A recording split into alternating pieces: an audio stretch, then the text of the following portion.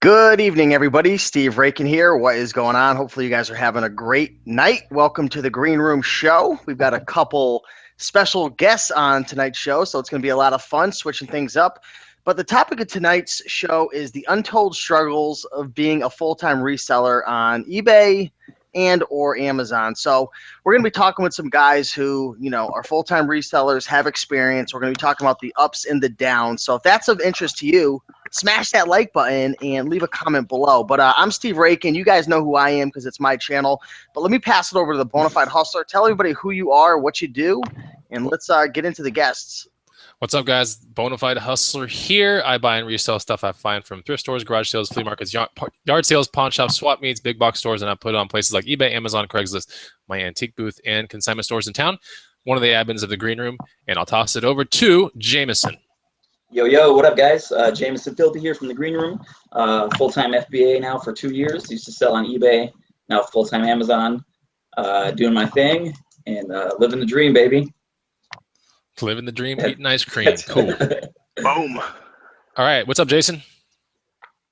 Hey guys, what's going on tonight? Jason Clark here. I'm a Green Room member for about a year. Been a full-time Amazon FBA, coming up on 2 years now.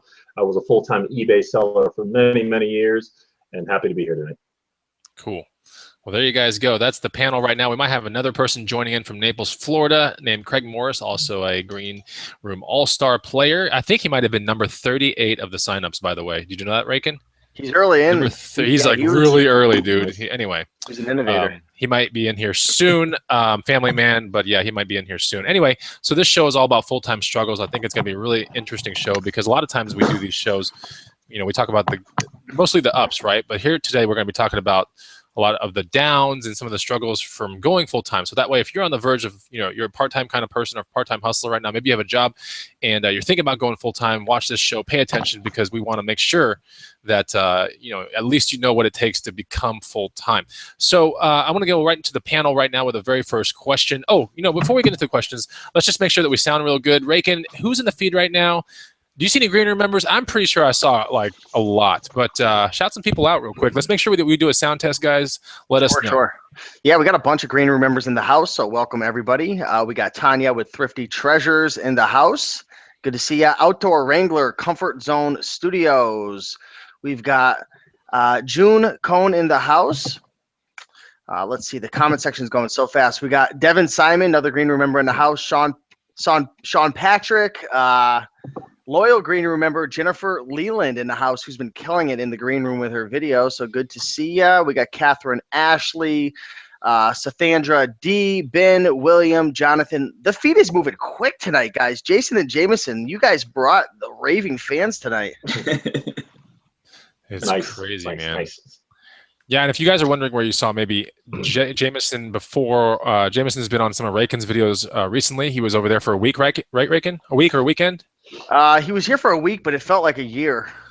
Oh, yeah, that's usually what it is. He's been on my videos. Jason Clark was on one of my most current videos as well. We met up at a Starbucks. He pulls up in a Penske truck, so that is true reseller right there. I thought that was really interesting because you see it on the video when I'm like, oh, there's a Penske truck coming in this parking lot. I'm like, there's no way it's him. And then I'm like, no way, it really is him. He's coming out with a worker and everything. It's pretty crazy. So you can check out that video. It's like 2 videos that go on my channel.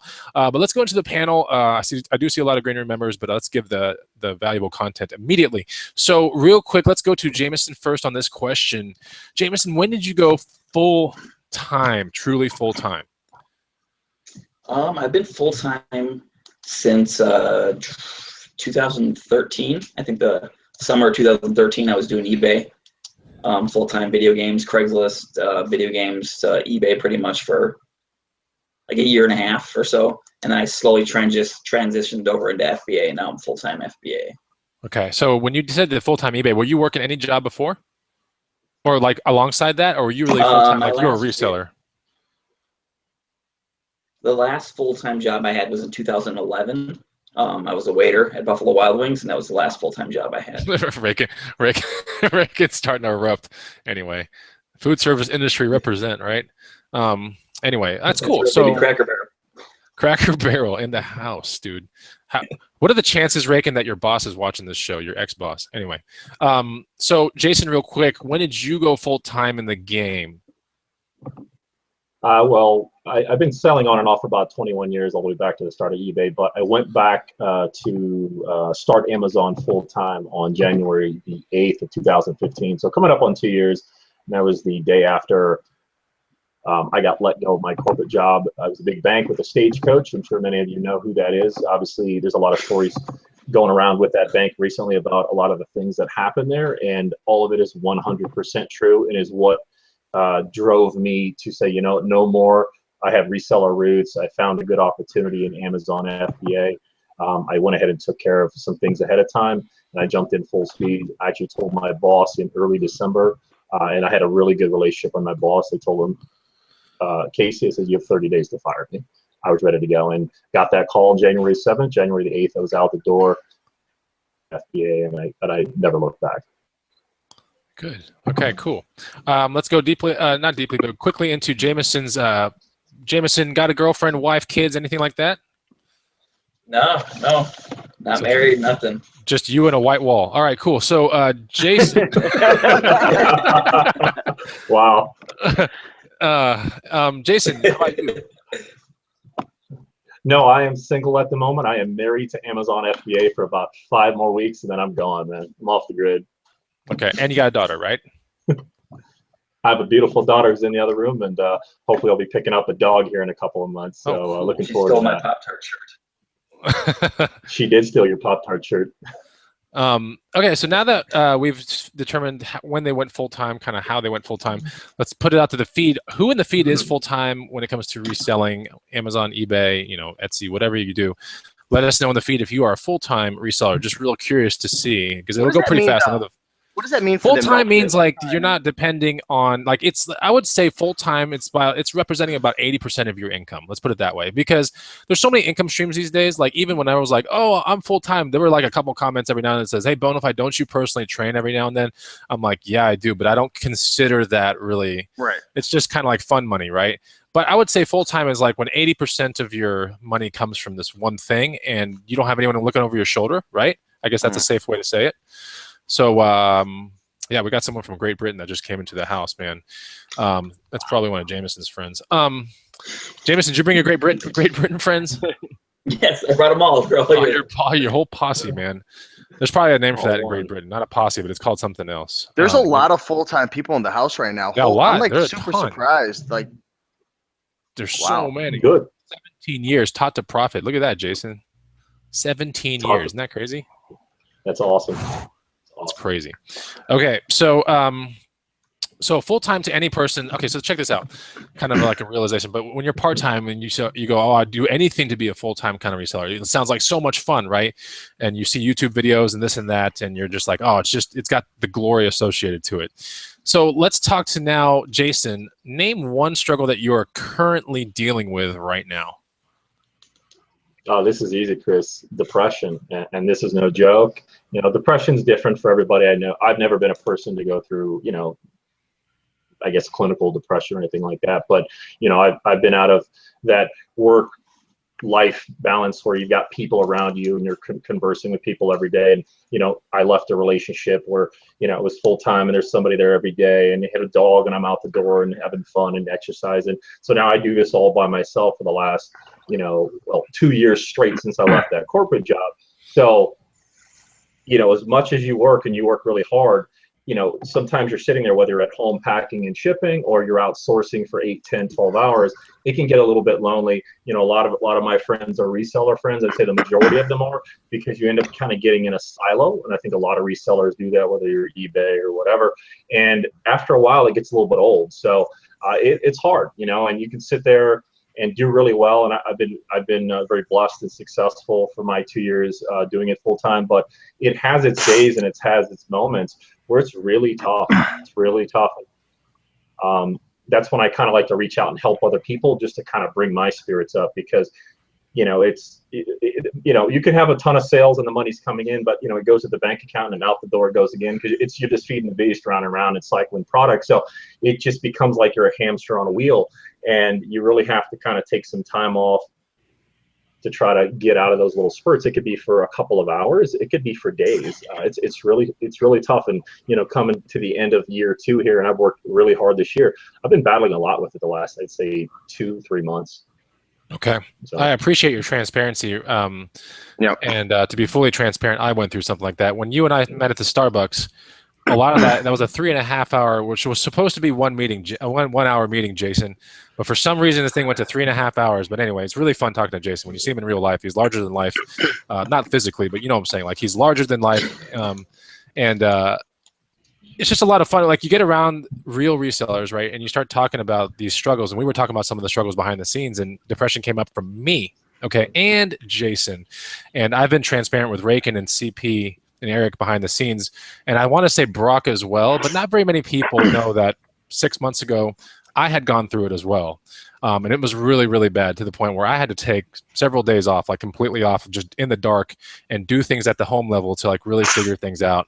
I'm talking to the point where there was like divorce was imminent, like crazy stuff like that. And that's just, you know, divorce is not depression is not it's a very serious matter. It can come in many different ways, I think is what Jason was trying to say. It comes in so many different ways. I think I can relate to Jason in the sense that coming from corporate America, there's always like people to talk to and like interactions going on and slapstick comedy, and it's great. It's almost like you look forward to going to work, especially if you have a halfway decent job. It's fun. It really is.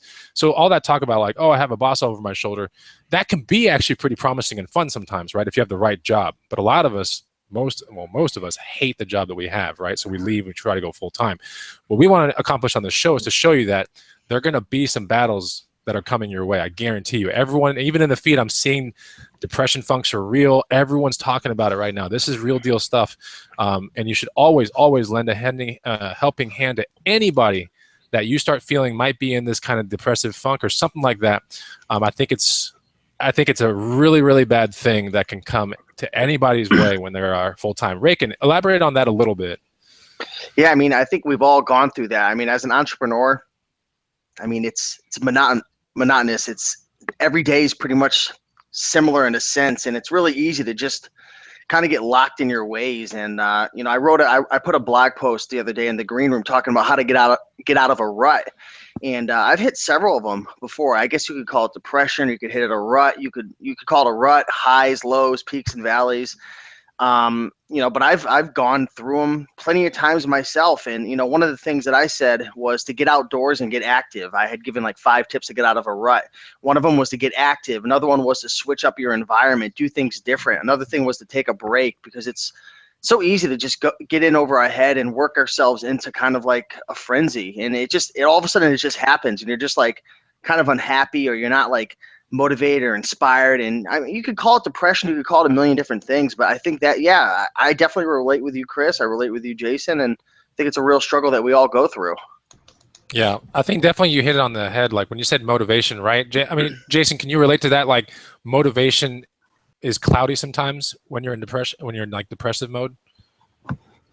Oh yeah, it's like a vacuum. It just sucks you down. You know, it's. I think everybody in the feed here are, and welcome Craig Morris, including Craig. Everybody in the feed here is somewhat successful through, no doubt, very hard work. But even the hardest workers, or the 1%, as I like to use that term, get sucked in. I'm human, just like everybody in the feed out there, and it's hard. It sucks you in. It's like a black hole. You just can't escape it sometimes. Yeah. Jameson, do you have any insight to what we're talking about right now? The depression and everything? The funny thing is, I'm going through that right now, like hardcore. I've been really quiet, like not in the green room. Haven't been for the past like month and a half, really. And me and Jason talked, and we obviously have our own struggles. But yeah, I'm like in a rut, or whatever you want to call it. I've been like off for the past like 2 months, just from traveling so much, and the place, hotel to hotel, and never like settling down and committing to one place to live. Like, I've been off like really bad. Like, so that's why I've been hitting the gym really hard the past like 5-6 weeks, and just like killing it. And that's like, I'm starting to build back up slowly and trying to like find healthy habits. Like, healthy is not helping. Like, I'm having trouble like eating sugar, and I'm like, you know, not working, so I'm eating sugar and just getting in more unhealthy habits. But I'm really kicking butt at the gym, and, you know, just trying to like bring myself back up by, putting like healthy habits, I guess, into my daily life and trying to get out of this funk or whatever the heck you want to call it. But yeah, I can definitely relate. Definitely. Yeah. So, well, welcome, Craig Morris. Craig Morris is from Naples, Florida. Can you hear us, Craig? Yeah, I can hear you. Can you guys hear me? Yep, we can hear you. Clear. So, Craig Morris, if at all possible, Craig, if you can get a front light to your face, that would greatly help. I guess because right now, Please no.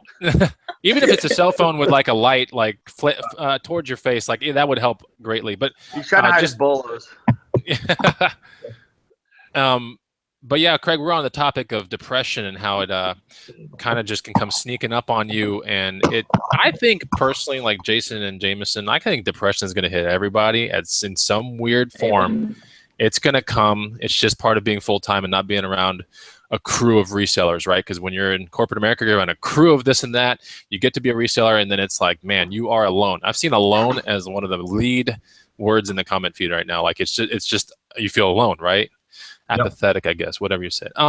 So, Craig, can you relate to that? And man, Craig, it's November, right? Are you growing it out? You growing your beard out? Yeah, I got it. It's filling in here pretty good. I don't have time to shave in November. It's more of a thing. Right. Chris didn't get the memo. You gotta let the top No grow shave too. November. I am growing the top out. That's as far as it grows. It doesn't. No, but it is, and I mean, with this time of year, even though I'm at home, I can relate to Jameson because it's long days where it's me, myself, and I in the car, and I'm really boring to talk to for a long amount of time, and you're just there, and it's this whole thing, this reselling thing, and I mean, I would even specify Q4 especially.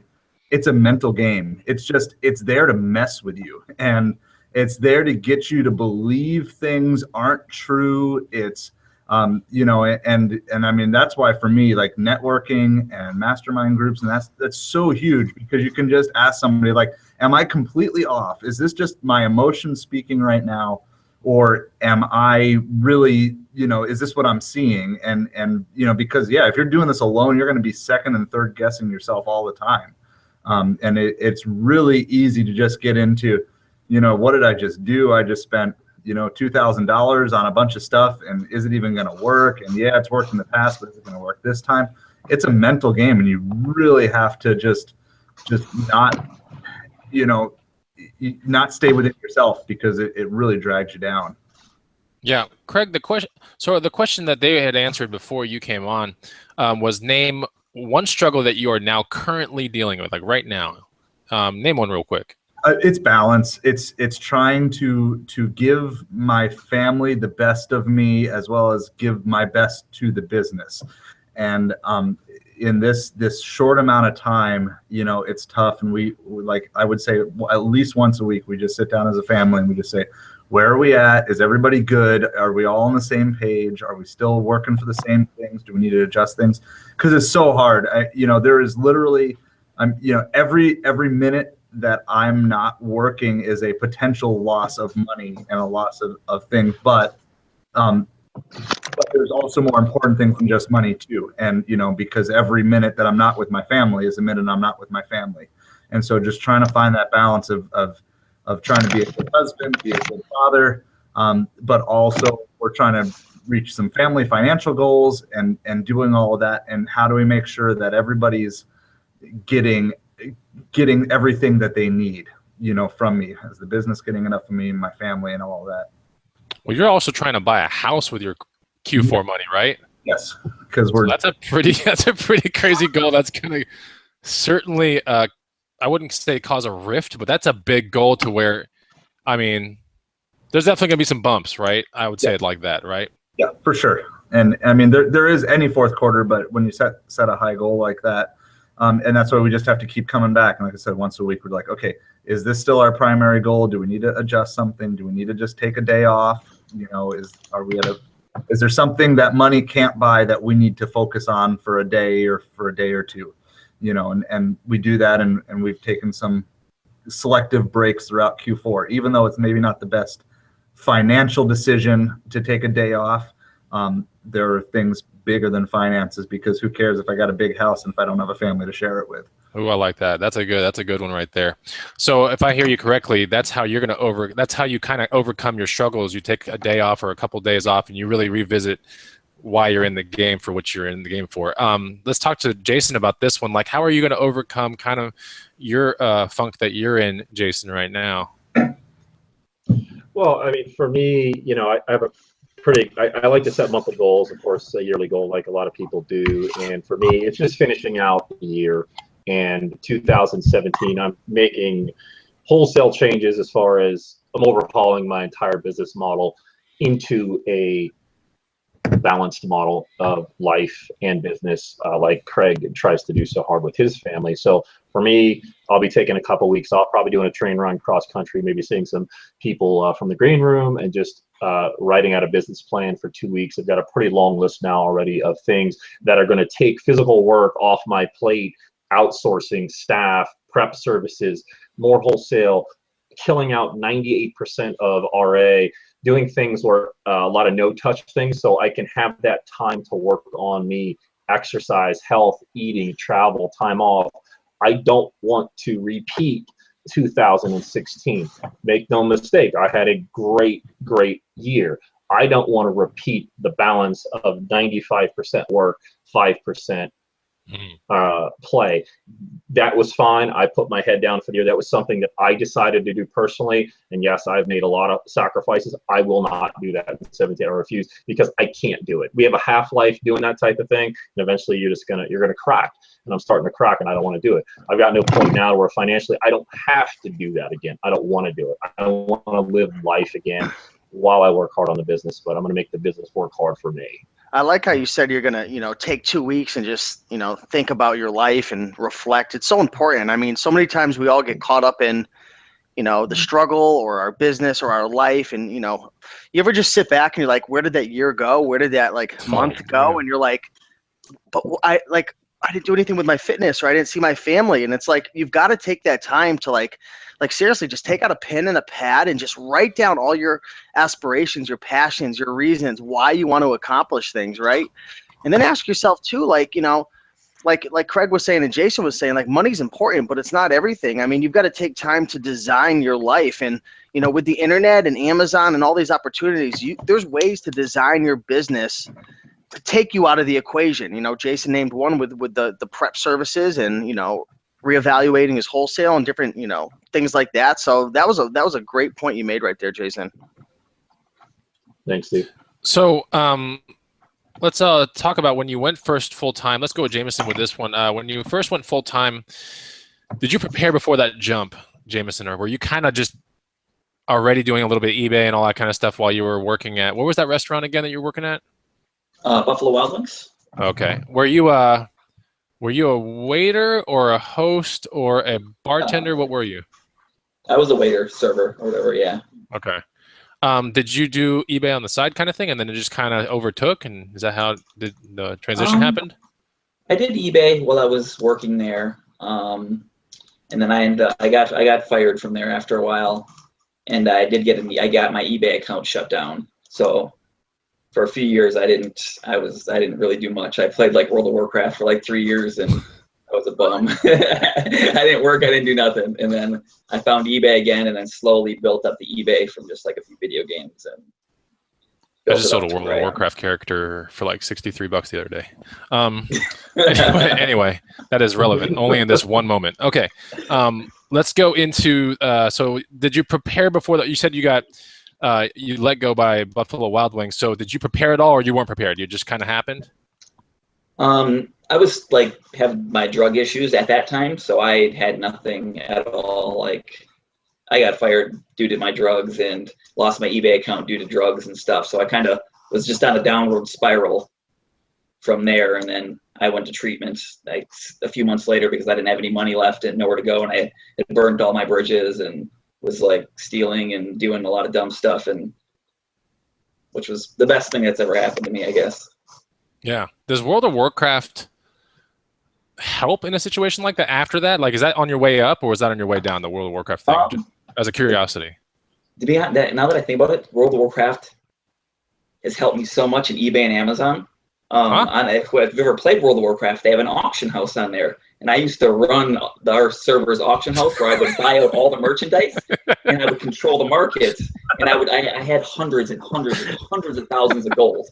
And every time I would just destroy the auction house and I'd make prices and people would have to put these outrageous prices. And that taught me a lot about eBay and reselling. Like looking back on it, I realized. Then I also built a club. It's called the Guild on World of Warcraft. Yeah. And I was the owner and the creator, and I built up a guild to 1,000 people, where I was the boss of 1,000 people, and I kind of learned I learned so much about reselling through that. Now that I look back, a lot of skills came from that for sure. Oh, that's cool, man. I did not know that about you. See, that's what's cool about these shows. Anyway, that's interesting. Do you play a little bit now, or are you done with it? I play once a month still. Okay. So your team only gets to see you every now and then, right? I actually sold the guild and gave it away, and it died. Do you get real money out of this, or do you get what kind? When you say you sold a guild, please, because I don't play this game, but when you sell a guild, do you get any money out of it, physically in your pocket? Somebody offered me $200 for it, but I did sell it for gold, okay. Just in-game gold. Okay. It was pretty cool. Not a lot of people. Raiken's just dying. I'm not going to say the guy's name, but a guy in my guild that was third in command was a professional hockey player. And I didn't know that about the guy for 2 years. And one day he just told me, and I looked him up on Google, and there he was. He played for the Oilers or something like that, a few years ago. Wow. Holy crap. Yeah, you meet a lot of crazy people on there. Dang, that's crazy. Okay, so let's go to Jason on this. When you did the transition and everything, did you have money saved up, Jason? Were you prepped for it, or did it kind of just sneak up on you and you're like, oh, I got to go full time? How did that kind of work out? Well, when I decided I was going to go full time, first thing I want to do is look at my finances. So I was getting higher up in my corporate job, and the bonuses were pretty good. There was a shelf life, and I wanted to get out of there as soon as possible. So I paid off all my debt. I put about $20,000 in the bank. I went ahead, obviously I didn't have any debt, so my credit was stellar. I went ahead and, I have a background in credit as well through finance. So I went ahead and opened up some business lines of credit and this and that, and, got well over 6 figures of capital for purchases. And that's what I did. So basically paid off my debt, got business credit, and also one other thing I'm missing here. The learning part. I basically watched the videos. That's how I got to see Steve Raiken. Was probably one of the first things when I Googled, Amazon FBA on YouTube or something like that. I think Tanya Sheets had some videos, and a couple other people that have done shows for the Green Room. So I just basically watched videos, did the research for about 5 months straight. I mean, I did nothing but work, learn the trade, pay off debt, get my capital, cash and capital in line. So when I left, when I told my boss, you got 30 days to fire me, I was ready to go. I gave him 30 days out of courtesy. I was ready to go. I had a really good relationship with my boss, and I didn't want to burn anybody, because you never know if you want to go back, in the field, or whether it's that company or not. You never want to burn your bridges. So I was ready to go. I gave him the 30 days. It took about 3 weeks. He let me go, and I was out the door the next morning with cash and the knowledge, and I was full-time day one. I was prepared, and I think most people do not prepare enough, whether they're even part-time. They just kind of go out there and they wing it a little bit. And I'm not saying you can't be successful, but I think it's no different than studying for a test. This was a test to go full-time, and I aced it. So cool. How about you, Craig Morris? What was your prep in between this part-time, full-time kind of thing? How did you make your transition?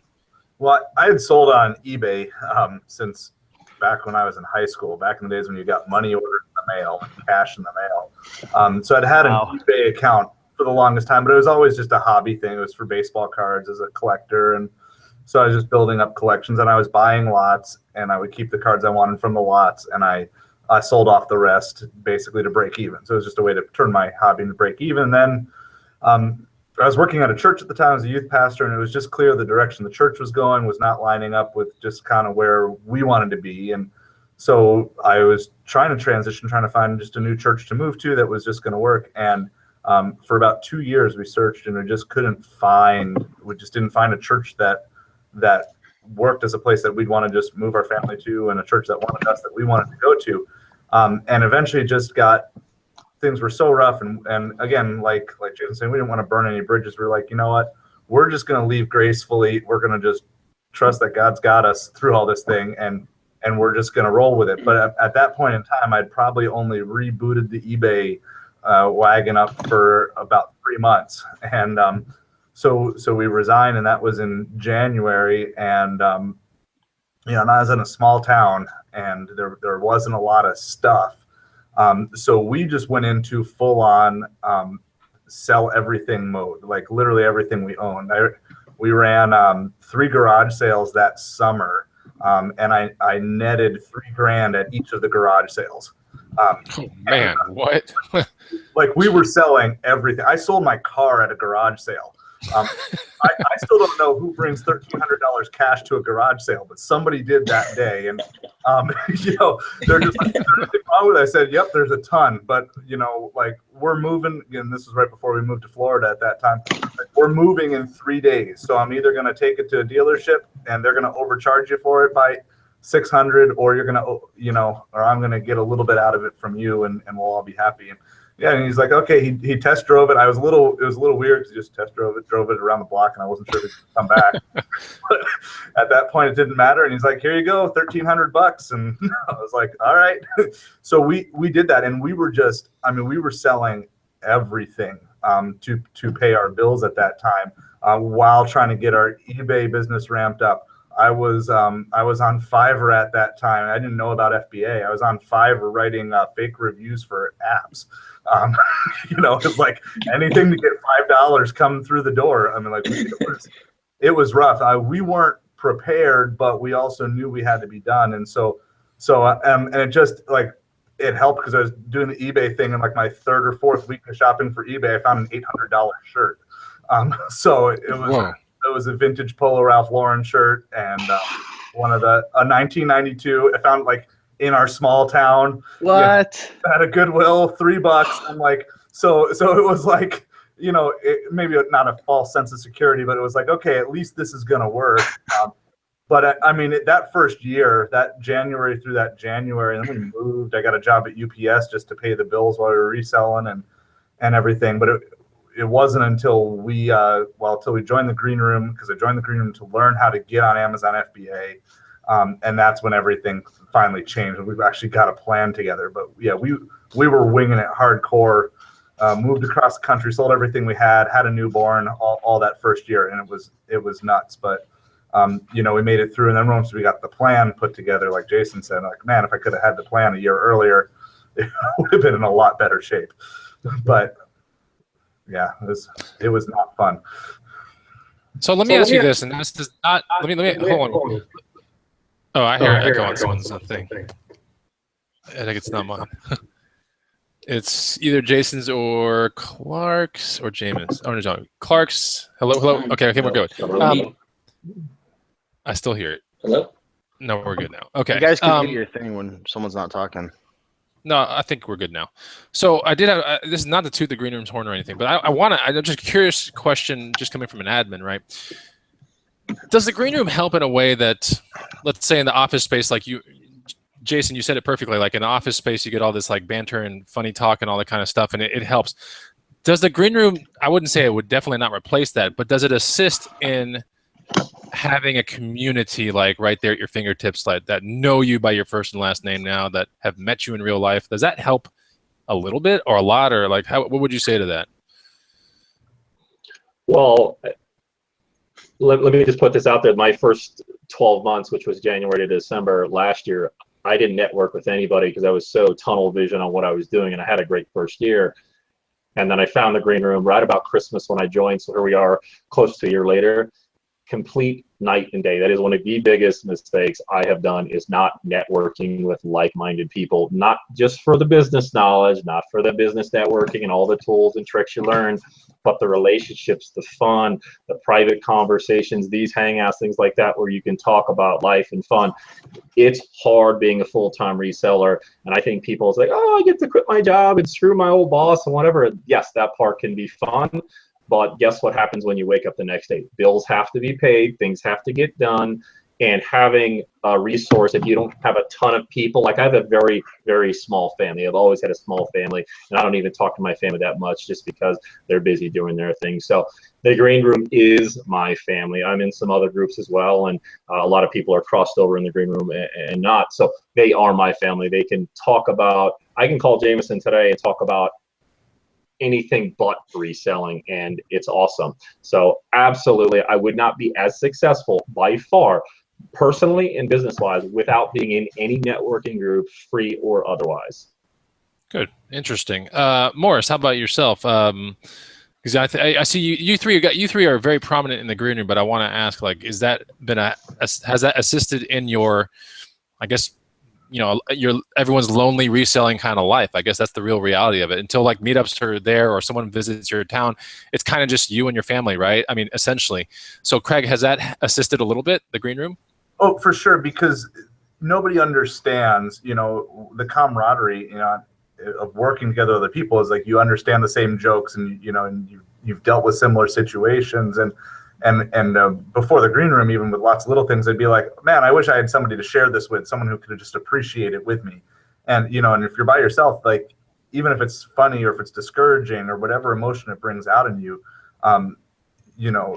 if you don't have people to share it with, then you don't have that filter to run things through. And something that might be discouraging to you, someone might be able to even tell you, hey, actually, that's not a bad thing. There's a bright side here. This is what I've learned. And so, again, it takes you off of that island. And yeah, my family helps me, but they don't even fully know or understand what I do. And other than my wife, the rest of my extended family has no idea really what I do. And I don't want to say they don't care to know, but it's like Jason said, they're in their own world. They're living their lives. And so it's, instead of trying to pull them in and say, oh, look at this, you just go to this group of like-minded people and say, hey, look at this. And instantly, 5 or 10 people know exactly what you're talking about. And yeah, that's interesting. There's so many people in there that just do know exactly what's going on. Like you can make these fun, crazy big box store jokes, and everyone gets the whole tanking kind of thing and the ROI erosion, and it's like comical. But everyone's working on their hustles. Like in the midst of all that fun stuff, everyone's got a hustle going on. I really like it. Jameson, coincidentally, you're actually at a green roomer's house, right? Yeah, I live with him. You live with him now, huh? All right, you heard it. He's there now forever, man. Raiken knows what this is all about. Like when Jameson came to see you, Raiken, how much of your daily routine changes? Or does any of it change? Because you guys are kind of alike now. Like he's working out, you're working out. Like you guys are doing a lot of the same stuff, right? I was really proud of Jameson because right when I saw him, I noticed the difference. Like he had put on some muscle. Like he was, you could tell he was in the gym, and like he's into a lot of the same crazy things I'm into. Taking apple cider vinegar shots with water and lemon. We went out. We got some fresh juice. We went to the gym every single day. He works, I work. Shooting YouTube videos. So my schedule wasn't really messed up that much, to be honest. I mean, that's the cool thing about getting around like-minded people, and especially green room members. One thing I've noticed is a lot of the green room members are like they've made these like best friend connections with other green room members. Like Jameson's freaking with another green room member. It's like, I don't know, something special about the green room where people, they just connect. It probably happens in other groups as well, but when you're around like-minded people, it's so much easier. Yeah, certainly. And those meetups are like the best. Even if they're satellite micro meetups, if you ever get a chance to just meet up with another reseller, it doesn't matter if you're in a free or paid, whatever group, like just meet up with another reseller, go garage selling, do things with them. It just gets better. Like people learn at an exponential rate when you're together, making mistakes together, or having triumphs together. I think it's really good to be around like-minded people.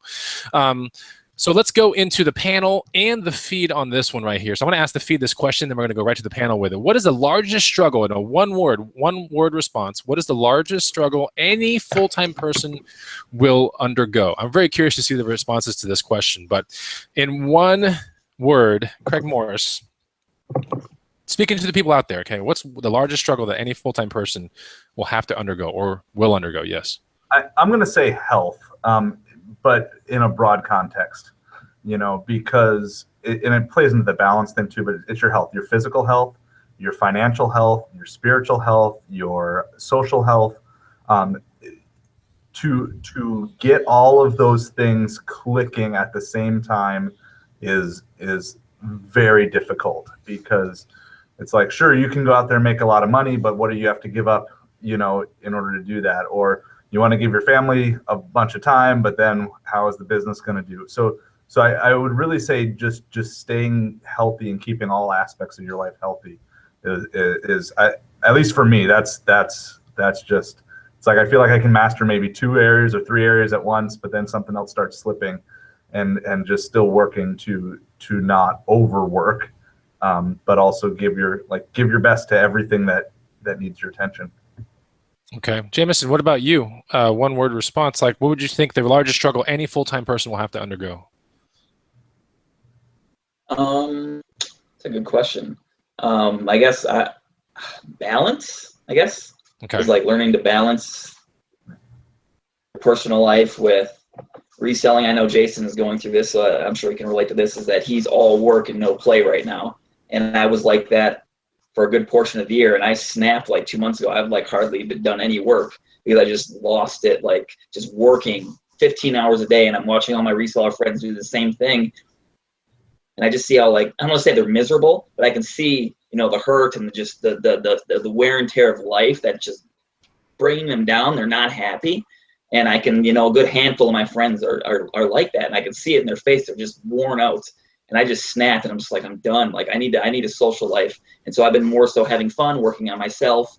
And, I'm starting to get back into the flow of doing both, but you got to balance your social life and, working and your health, and put all that solid, because you're going to end up snapping and just like not being a happy person. That's for sure. What is all this money that we're making? I can tell you're doing better. Like on this show versus the last show that you were on in the green room, like you just have more pep. I get Jason. Does this guy not have more pep in his step? It just seems like it, right? Seen him make a lot of changes in the last few months, and that's because, as he said, he backed off the gas a little bit, and that was a personal decision he made. I fully support it, and it's something I'll be doing in 6 weeks. So he just got a little bit of a head start on me. Yeah, Green Room member Stone Mason says, "Stop and smell the roses." That's pretty good. I mean, that's very applicable to like right now. There you go. Raiken just smelled his roses, so that's good. Can I say something real quick? Yeah, it sounded scary. Yeah, go ahead. I was gonna say, find like, I actually, what has changed my life so much for the better is I actually hired a mentor 4 months ago, and it's very expensive, but it was the best decision I've ever made in my recent life. As I've learned let's elaborate on that. Talk to us about that real quick. You hired, which means you're paying, correct? Yes or no? Okay, so you're paying a mentor. What's kind of like the touch frequency here? Like, not like physical touching, because that'd be weird, but like. I pay extra for that. I got necessary. I pay extra for that. Yeah, that's extra. No, but like, how many times do you guys touch base? I guess is that how I was gonna say. Like a week, every month. Once a week. We meet up once a week for an hour. And that's one of the reasons why I came to Jersey, is because my mentor lives in Queens, which is like an hour from here, 45 minutes from here. And so we meet up once a week, and we talk, and we go through all my wins and my losses, and he helps tweak my things. Like, okay, last week you were unhappy about this. All right, what can we do this week to better that? And like, every week we work on something new, and it's just like helping me like build myself up. And like the amount of money that I've spent on doing this is a lot, that I've gotten the value of it is like beyond belief. Like, I'm investing in my future self, as opposed to, I might lose money now, but I'm investing in my future. Interesting. That's profound. Raiken, got anything to say about a mentor, hiring a mentor, Raiken? What do you think about that? Yeah, I mean, the more I study and research success, the gurus or the people who are, at the top of their game, they always say the quickest way to get anything is to just find someone who's already done it and just replicate it, right? Whether it's business or health or fitness or relationships, find somebody who's already doing it and talk to them. So, I congratulate Jameson when he was at my house, a month ago, or however, I don't know how long it's been, but how long has it been? But I was really proud to hear that he had hired somebody, because most people will spend hundreds of dollars a month on coffee and eating out and, you know, buy all these expensive, exotic things, but they won't spend a dime on themselves. And that's the one thing that nobody could ever take away from us is what we learn, you know, our thoughts, our beliefs, our values. Nobody could take that away. And, you know, that's one of the things that I'm really focusing on too. So that really inspired me, Jameson, when you shared that with me. So it definitely made me want to go out and not only spend more money, but spend more time on myself and becoming a better person. Amen, baby. Yeah, for like people like Raiken and College Picker and I, like we touch base through conference calls every Monday and Thursday, and so we have the kind of like that touching relationship going on, right? But So you know, inappropriate. I think we're on the wrong we channel. talk about business, and then we talk about all this other stuff. They get to. I'm transparent with my diet plan with Eric and Steve, my workouts and stuff. Which I've talked to Jason about it when he's ready. Hopefully get Jason on board, and that'll be awesome. I told, hey, Raiken, and for everyone else on the panel, I told Jason, like in life, when I saw him, I was like, this is the second time I've seen him in real life. Oh, actually, third time. And I was like, he's got a good build for like, I mean, if this guy starts lifting, man, we're going to have, well, this is going to be a monster. He's going to be a monster, dude. I'm telling you, larger in life. Yeah, he didn't roll up in a Penske truck because he wants to buy a bunch of stuff. He rolled up in a Penske truck because he just can't fit in anything else. You know? Go big, go home, right? So yeah, that's pretty interesting. That oh, some people are asking. Let me just address this one question real quick. It's come up twice real quick. Where's Young? Where's Retro Aficionado? We have respectfully parted ways, so I just want to say it like that. We're still good friends with him and everything. I talked to him yesterday on the phone, but we have respectfully parted ways. I just want to make sure everyone in the feed knows that. I've seen it twice now, so I want to make sure that I address it. Okay, so let's fast forward into this outline because, man, this is one of these things about these shows, Raiken. Like we get a good panel, and then it's like this outline kind of, it doesn't go out the door, but it's like we don't even, I feel like we're crawling on this outline. Support. I'm telling you, I feel like I'm a tiny bona fide snail, and I'm not even like halfway down the page. Well, what's something interesting, man? Find something that you really want to touch on. Touch it. Yeah, let's talk about it. We're going to talk about Raiken. You got me on that one. All right, you got me. No pressure. At least we're not talking about the garage. If anybody watched that episode. Let's talk about, this might apply a little bit more to Jason and Craig, since, you know, they have offspring. But think about your family and everything like that. How does that kind of like battle with your reselling full time? Let's go with Craig first. Like, how does that, because I can only imagine, because I have a wife, but I don't have any kids, but like, I can only imagine that is a very painful thought, like that your kids want to spend time with you, but then you have to work. Am I right about this, Craig? Yeah, and for us, this time of year is the hardest by far because most of the rest of the year, like if I'm going just doing a normal sourcing trip in July, it's no problem to just bring my daughter along with me and we do that and we do our thing. But, you know, this time of year, I'm not looking to fill up one cart at one store. I'm looking to fill up 3 carts at 20 stores. And, you know, it's a totally different thing. And so I still try to work, and we've been doing a lot more this year where, like, as a family, we have 2 cars. So as a family, we'll go over, I'll take the bigger car, and then my wife will drive the kids over in the smaller car so we can do a store together. I mean, anytime we go to Toys R Us, my daughter's all over it. And so like she wants to go and do Toys R Us, and so we can do that, and we can kind of have the family time while we source one store, but then they can go home, you know, at the end, and then I can go and stop at 10 or 15 more stores. So we've started to do that more, but it is tough. And I posted a picture in the green room, I don't know, a month and a half ago, but like every time I leave, my son goes crawling up to the window and puts his hand right up on the window, you know, and, you know, because he doesn't want daddy to go, and, you know, he doesn't understand why. And you know, even when I'm home and working out in the garage, you know, I have to shut the door, or else I never get anything done. Because it you know, and it's just, there's tears sometimes when daddy has to go work in the garage, and it's tough. But I look at the positive, which is, okay, at any point in time in the day that I want, you know, when I'm working in the garage, I can just stop and I can take a half an hour and I can just spend time with my kids.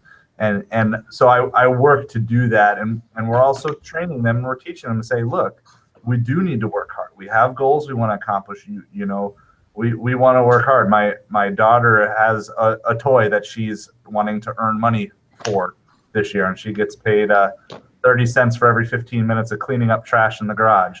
And so she's and those of you that follow Paw Patrol, she wants a tracker, and she wants to get a tracker from the episode. Oh, that's cool. And so and I tell her, why are we working hard? And it's like, to get a house and a tracker, and so we're, even though it's hard, we're using it as lessons to teach, because I was never really taught to work hard when I was a kid. I was good enough in school that I just didn't have to work hard, and so we're kind of instilling that, but it doesn't mean it's any easier to leave, when you're leaving at 6 or 7 or 8 in the morning, and you're not going to be back till 10 or 11 at night, and you maybe see the kids when they're awake in the morning. You maybe get to say goodnight, and that's it for some days. And this is this final month, and I think Jameson's right. It's like I can feel that point just starting to wear out. But it's like, okay, 4 more weeks of hard work, and then I can take the next 8 months off. So that'll be good. So you might have a house paid off. That'd be amazing, or a substantial portion of that house paid off, man. I hope so. Yeah, I told you, Craig, like today in the green room, I think this morning when you were posting a picture about your daily walk and everything, I urge you to definitely take the time with the family nearly every single day, even in like the most tumultuous quarter of all time. Just come back to home base every day, like even have the walk and anything. When you said that you did the walks with your family, I think it's like in the morning or sunset, either way. It was like months ago you told me about this. I thought that was profound. It was after we had met for breakfast one day in Naples. And you just, these are the very small things, but the smallest things in life are going to matter the most, especially with family. That's just it. So, but you're on the right track for sure. That's amazing. Proud of you. Very proud of you, by the way. I want to go to, let's go into Jason with that same question with the father-daughter relationship. How does that kind of bode with, your daughters, Craig's got children and you have a daughter that has grown up, and is she driving right now, Jason, or not yet? She'll be 15 in a few weeks, and I've been teaching her how to drive for almost a year now, and she's a natural. She's good. I think she's going to be great. She's really safe, and I'm not worried. I know that sounds weird, but her being a little bit older, obviously, than Craig having toddlers and things like that. I build my business around my family. And that can be challenging at times. So if she needs to be picked up at high school now or whatever, I need to figure out what can I get done between the time I wake up to noon when I've got to drive 30 miles across town to pick her up. Can I do stuff on the back end with her? She's old enough where she can come with me now, and on occasion even help, whether it's carrying product or whatever. So, building your business around your family is a must, even if some days it's really annoying and it hampers you, because obviously sometimes you're just in a flow and you got to get stuff out. Maybe it's Friday and UPS is coming. You're like, I don't have enough time to physically get all this out and carry it over till Monday. It's annoying, but it is what it is. Your family comes first, and I'm very grateful because she is pro go. She's pro dad. Go for it, Dad. You're doing great. She says all the time, I'm very proud of you, and she offers to help all the time. So she sees the struggle. She sees the grind. She sees the end game, and she often is the one to pull me back in and say, hey, let's go out. Let's go to the movies. Let's do something else. You worked really hard there. I go, you know what? You're right. Let's go ahead and do that. So I'm very grateful to have her. She's a wonderful, wonderful daughter. She really is. Cool. Thanks for sharing that with us, by the way. I think majority of the people know in the green room, about your father-daughter relationship, but we're talking to a general public here. So thank you for sharing that with us. I really do appreciate it. Let's, hey, Raiken, real quick, how many people do we have in the feed, and what can they do for us? Dude, we have a massive amount of people in the feed. I've been talking to them for like the last half hour in here. There's so much activity going on in the feed. We had about 250 just a few minutes ago. I think we're down to 233. But yeah, if you guys are enjoying this show so far, smash that like button, right? Show some love. Hitting a like button helps us, as content creators to stay motivated, right? So just like getting in sales as an e-commerce seller is your motivation. As a YouTuber, getting good comments and, getting likes, definitely helps us to, keep creating content. But yeah, having a lot of fun listening to you guys and actually also talking to everybody in the comment section as well. Cool. Okay. So we're going to go to one of the tail end of the questions, because one of the questions was like, how have you incorporated mental and physical fitness into your life? I think we kind of touched on that a little bit throughout. I think people get a general sense of where we all are, where we stand. I wanted most of the show to be about the three people on the panel, not me and Raiken. I thought that was very important because these are definitely some of our most treasured members in the room, right? Because they help out as much as possible, and they just kill the game. They're just amazing when it comes to the game. And so I thought it would just be a better show for them to do most of the talking than me and Raiken. So let's talk about, let's switch gears a little bit into the most successful habits that you have. And we'll start with Jameson on this one. Talk to the others out there, Jameson, on one successful habit that you have that you're like, this is the habit that everyone needs to adopt. What is it? Get a journal. Get a journal. A journal. Okay. I wasn't expecting that. I was not expecting that. I like that. Get a journal. Okay. Write down everything you're doing bad at in life, everything you're doing good. You can always go back and see what you need to tweak. And you can get better a little bit every day. It's absolutely amazing. So you have an actual physical journal, like nothing in the cloud. I feel like you just showed me a VHS tape. Like, it was, I think. VHS. Yeah, it's an actual journal. I'm on my second one. I already filled the whole one up already. Wow. I'm on my second one. Almost halfway done. Phenomenal. I write it at 1 to 2 times a day. Before Amazing. bed is really good too, because you can put all your thoughts down. So that way, you, like, everybody like goes to bed and they have all this stuff they're stressed out about. It's like, oh, I got to do this tomorrow. This ticked me off. This guy pissed me off. Get all that on paper, and then you sleep so much better. Like, our brain it's not a filing cabinet. We're not like meant to keep all that in our head. Let it out on paper, and you will be you have so much less stress in your life. Like, it's made a huge impact on my life. That's for sure. Interesting. Are you talking so minor? If I go through your journal, would I find my name or Steve's name anywhere in there? Steve's name's in there. Your name is not. Steve made it in the journal. Steve's and Jameson's. I love smuggling with Steve that night. He did let me sleep on his air mattress, so. Is Craig Morris in your journal? Is Jason Clark in your journal? Jason is, yes. Oh my gosh. So who has more mentions in your journal, like Jason or Raiken? Oh, stop it. I think we've gone too far. Oh man, his face is actually turning red. His face is actually turning red. Bonafide's actually getting jealous right now. He doesn't care how many times we're in. He's trying to figure out who's in it more. No, dude. I think it's perfect that he has a white background, because like when he turns red, it's like, yes, we know he's turning red. We know it. I think it was amazing. Anyway, okay, so thank you for answering that question. Jason, we go to you real quick. Tell the people out there in the feed, like, the most successful habit that they have to adopt. This is the one that matters to you the most. Never, ever forget why you became a part-time reseller. What happened in your life that you said, I need to hustle, I need a side hustle, I need to quit that job? Did you get fired? Did you hit rock bottom, as Jameson said? Did you have a job where it became an ethical nightmare around you? Like, you know, this is not me as a person. I need to do my thing. Did you say, I need to take care of my family better, thus I need to make more money than the education the degree that I got in college allows me to do? Never forget where you came from. I'll never forget what pushed me to get out the door and do it. And when things get down or you're tired in the morning, sometimes you just look back and like, you know what? I'm not going back. No way, no how. Good luck. Not going to happen. Get off your ass and do it, because nobody's going to do it but you. So never forget why you became a reseller. Okay, cool. I like that. And Craig Morris, this is probably the last question that we get, but tell the people out there in YouTube land your most successful habit and why they need to adopt it. For me, there's a lot of different ones, but I'm really going to fall back on don't forget the most important things. Whatever they are to you, you know, it's not my job to tell you the most important things. For us, you know, family and faith are a huge thing.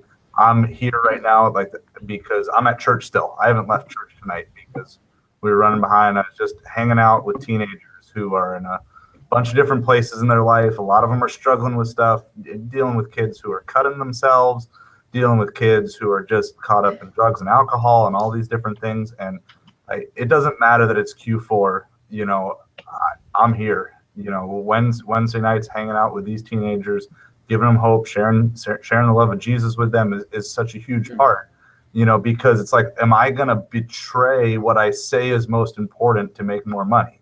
Because if I do that, then I'm saying making money is most important. Same thing with finding that balance with your family, you know, with your friends, with all the different things. And you know, a great check that I've heard is, you know, if you want to know what's most important, look at your checkbook and look at your schedule. And if you look at your calendar, whatever you fill your calendar up with is what's most important to you. And whatever you spend your money on is what's most important to you. And if you don't like what those things are showing, there is nothing to say that you can't change that and you can't fix that. And so whatever it is, whether it's causes in the community, whether it's family stuff, whether it's making it doesn't matter, but whatever you say is most important, make sure you're living that as most important to the best of your ability. And sure, you're going to fail at it. You know, we all fail at our goals every day, but that doesn't mean we don't have goals. It just means, you know, like what Jameson's mentor is telling him, how do you fix it? How do you do it a little bit better the next time? And, you know, and so even in the midst of the busyness and the craziness, like, it's a no-brainer for me. Yeah, there's a couple of Wednesdays that I'm taking off this fourth quarter from this to let my staff take over, but that's no different than the rest of the year. We always rotate so everybody can get a Wednesday night off, but week in and week out, I'm here because I say it's most important, and I need to prove that it's most important by the choices I make. Okay, so we are at the. Thank you for sharing that. By the way, I feel slightly bad that the Green Room show's on a Wednesday when you're over there, but anyway. There's no purposely done anything, this and that. I thank you for spending some of your time with us. That's amazing. Definitely go back to the kiddos and help them out. But guys out there, we want to thank you real quick for joining. We are 2 minutes over, and I don't want to keep our guests any more than the hour. And same with you guys out there in the feed. Thank you for keeping the feed like amazing. Everyone's like putting their responses down. This feed was going super fast tonight. A lot of insightful information that I think a lot of people don't talk about, right? So I thought that this was going to be a great idea for a show, full-time struggles show, because, you know, there's glory, right? There's glory, but you have to know the downside to it. I think a lot of times through my YouTube videos, when I edit them, when Raiken edits his, we don't show you a lot of that downside. We just don't show you, because the downside doesn't sell. The downside is just not that exciting, right? And sometimes the downside can be kind of, how do I say it? You can be ashamed of it sometimes, right? When I was like depressed, I only confided with my wife, Raiken, my family, and Eric, and that was it, because I was feeling kind of ashamed about it now. It just was, and I never let YouTube see any of that. And but I got professional help. I actually did. I went to a therapist and all that kind of stuff. And I got back on track, because when I'm off, like, it's real bad, and I don't like it. But I'm glad that everyone shared their stories tonight. I want to thank everyone for their transparency, from Craig to Jameson to Jason. Like, we have, you know, all these amazing people here that are going through this amazing journey of Q4 right now, and sharing their shortcomings and their triumphs with us. So take it for what it is. But I do want to tell you once real quick here, hit the like button, because we don't do this type show very often, right? This is one of, I won't say this is one of many, but this is we don't do this type of a show. And we just did it because we thought it's very important to do this kind of a show. So please hit the like button for us, and we'll come back to you next week with some really good content as well. I'll leave it to Raiken, and Raiken can close it off. Close it off and say bye to the guests and everything. Yeah, you pretty much covered it all, but thanks everybody for spending an hour with us. You know, you could have been doing a million other things, but you decided to hang out with us. A lot of people in the comments section are saying, you motivated me, you inspired me. So again, thanks Craig, Jameson, Jason, for transparency and just, you know, being 100% honest about the ups and downs. So thanks everybody. We'll let you get going, but have a great night. Smash that like button, and see you not next week, actually the following week, because it's Thanksgiving, right? So have a great Thanksgiving, and we'll see you guys soon. Take care. Thanks, everybody. Out. See ya.